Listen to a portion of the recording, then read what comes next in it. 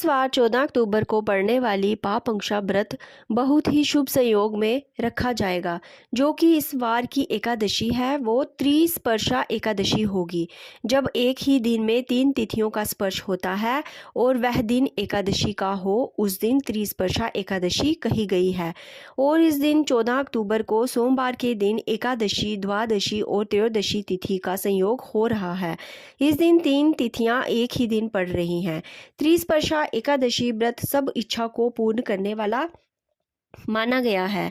इस व्रत को करने से मनुष्यों के सभी पाप नष्ट हो जाते हैं और बड़े से बड़े दुख समाप्त हो जाते हैं, और ऐसा दुर्लभ संयोग कई कई वर्षों में आता है। त्रिस्पर्शा व्रत की तिथि धर्म, अर्थ, काम और मोक्ष को देने वाली और 100 करोड़ तीर्थों के से भी अधिक महत्वपूर्ण मानी गई है। इस दिन भगवान के साथ साथ सदगुरु की पूजा करनी चाहिए। एक त्रिस्पर्शा के उपवास से 1000 एकादशी व्रतों का फल मिलता है। इस एकादशी को जागरण करने वाला भगवान विष्णु के स्वरूप में लीन हो जाता है। और श्री पद्म पुराण के उत्तरखंड में त्रिस्पर्शा व्रत की विधि और महिमा का वर्णन किया गया है। चलो आज हम एकादशी व्रत की कथा सुने। उससे पहले त्रिस्पर्शा एकादशी की कथा, जो व्यक्ति विषय में आसक्त रहने के बाद भी भगवान विष्णु की सच्चे मन से पूजा करके इस पवित्र कथा का श्रवण करता है, उसके जन्म जन्म के सारे पाप नष्ट हो जाते हैं।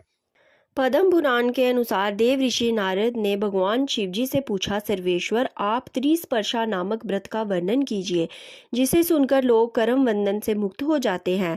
महादेव जी बोले, विद्वान देवादिदेव भगवान ने मोक्ष प्राप्ति के लिए इस व्रत की सृष्टि की है, इसलिए इसे वैष्णवी तिथि कहते हैं। भगवान माधव ने गंगा जी के पाप मुक्ति के बारे में पूछने पर बताया था, जब एक ही दिन एकादशी, द्वादशी तथा रात्रि के अंतिम प्रहर में त्रयोदशी भी हो तो उसे त्रिस्पर्शा समझना चाहिए।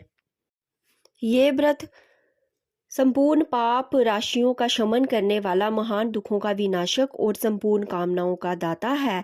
इस त्रिस्पर्शा के उपवास से ब्रह्म हत्या जैसे महापाप भी नष्ट हो जाते हैं।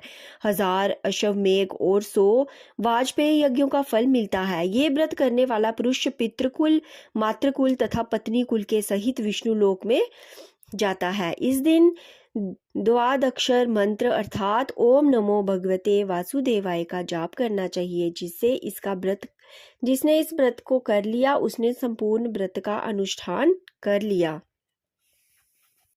भक्तों, जो त्रिस्पर्शा एकादशी का प्रतिदिन उच्चारण करता है उसके सभी पाप नष्ट हो जाते हैं।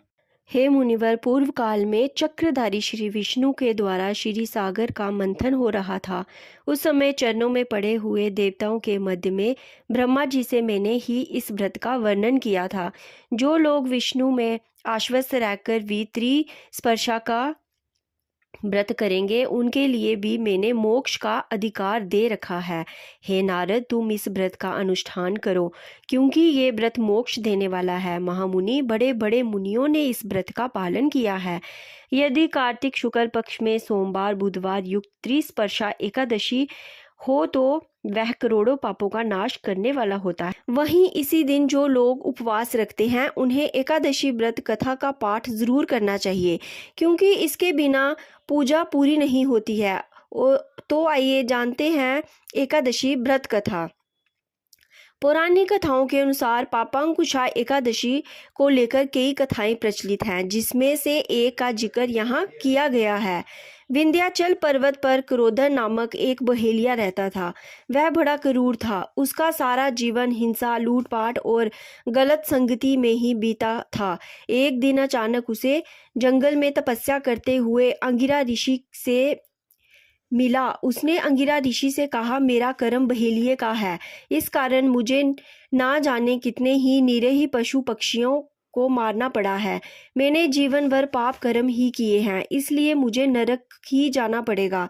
कृपा करके मुझे कोई ऐसा उपाय बताइए जिससे मेरे सारे पाप मिट जाएं और मोक्ष की प्राप्ति हो। उसकी प्रार्थना को सुनकर महर्षि अंगिरा ने उसे अश्विन शुक्ल पक्ष की पापांकुशा एकादशी का व्रत करने के लिए कहा। महर्षि के कहे अनुसार उस बहेलिये ने पापांकुशा एकादशी का व्रत रखा और भगवान श्री हरि की विधिवत पूजा की। विष्णु भगवान के आशीर्वाद से बहेलिये के सारे पाप नष्ट हो गए।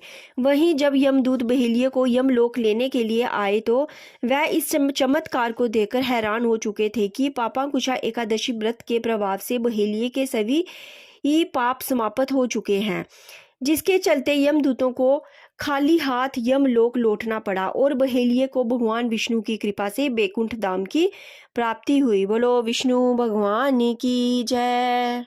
प्रेम से बोलिए एकादशी माता की जय।